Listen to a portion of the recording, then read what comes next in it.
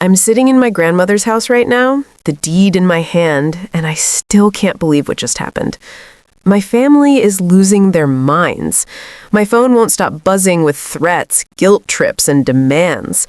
But you know what? They had this coming for 10 years. Let me back up. I'm Emma, 32, and I've been the family scapegoat for as long as I can remember.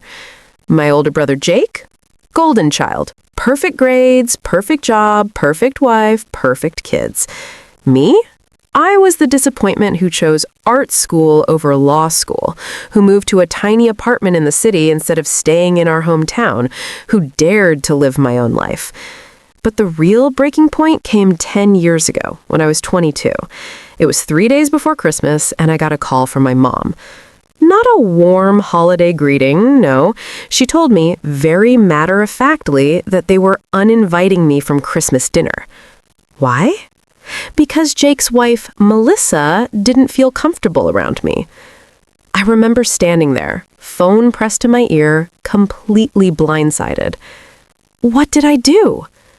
You didn't do anything, Mom said, her voice dripping with exasperation. Melissa just feels like you judge her. You know how she is. She's sensitive. So you're choosing her feelings over your own daughter? Emma, don't be dramatic. It's just one Christmas. We'll do something with you later. That later never came. The next year, same thing. Melissa still isn't comfortable. Year 3, they didn't even bother with an excuse. By year 5, they stopped pretending it was temporary. Christmas became Jake's family time, and I was officially excluded. I tried everything. I sent gifts. I called. I showed up unannounced one year only to be turned away at the door by my own father, who mumbled something about keeping the peace. My brother wouldn't even look at me. The only person who never abandoned me was Grandma Rose. Grandma Rose was my dad's mother, a fierce, sharp-witted woman who'd built a small fortune through real estate investments. She lived alone in a beautiful old Victorian house on the edge of town, the kind of place that looked like it belonged in a fairy tale. Every Christmas, after being shut out by my family, I'd drive to Grandma's house and spend the day with her. She never asked why I wasn't with the rest of the family. She knew, and she was furious about it. "They're fools," she'd say, pouring me tea in her china cups. "Absolute fools. You're the only one with any spine." We'd spend hours talking about art, life, her wild stories from the 1960s. She taught me how to invest my money, how to stand up for myself, how to stop waiting for people to see my worth. Those Christmases with Grandma became sacred to me. She was the only family I had left. 3 months ago, Grandma Rose passed away. Pancreatic cancer. Fast and brutal. I was with her at the end. I held her hand as she took her last breath. My parents didn't visit once. Jake came by for 10 minutes, awkwardly shuffled his feet, and left. Melissa didn't come at all. At the funeral, my family showed up in black, dabbing at dry eyes, playing the part of grieving relatives. Melissa even had the audacity to cry loudly during the service. I wanted to scream. After the burial, my mom pulled me aside.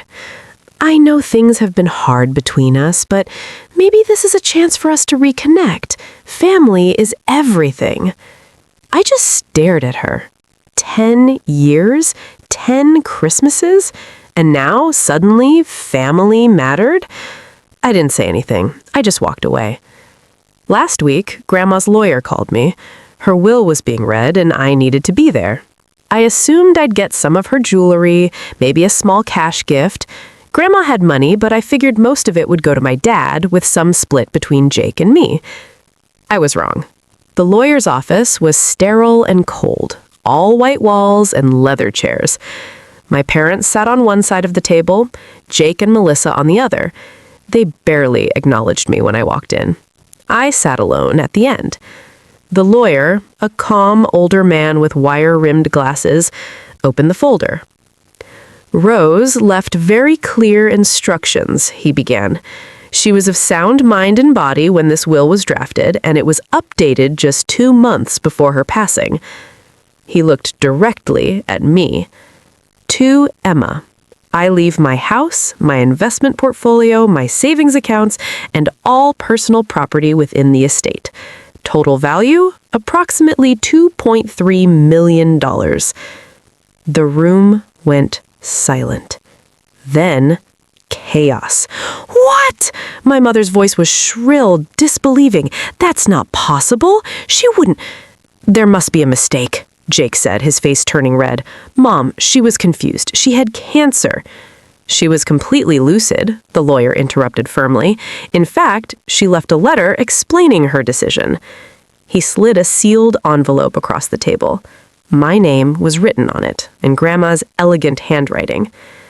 My hands shook as I opened it.